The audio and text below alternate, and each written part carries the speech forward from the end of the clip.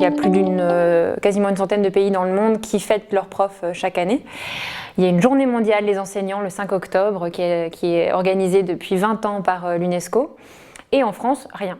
Donc on s'est interrogé sur la raison de tout ça et puis on a eu envie en fait avec tout un collectif de créer en fait cette fête d'initiative citoyenne et ça pour nous c'est important qu'elle soit d'initiative citoyenne parce qu'à un moment donné si on veut imaginer finalement l'éducation de demain, il faut que tous on s'y mette, enfants, parents, anciens élèves, profs, directeurs d'école, et en tout cas ça ne se fera pas sans les profs. Quand on est adolescent et enfant, on a du mal à remercier directement les adultes. Il y a une scission entre nous et les adultes.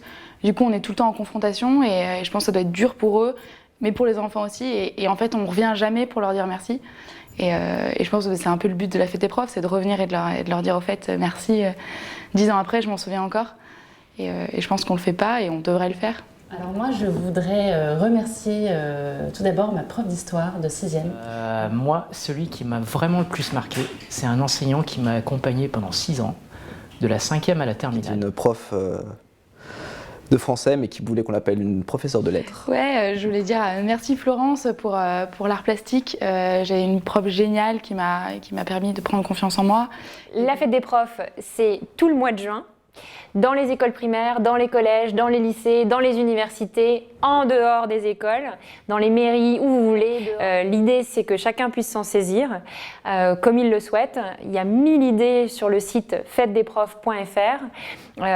Vous pouvez vous-même aussi contribuer, déposer des témoignages, écrire des cartes postales, inventer des événements, réaliser un mur de gratitude. Enfin voilà, il y a plein de choses à imaginer, à nous, à vous de l'imaginer.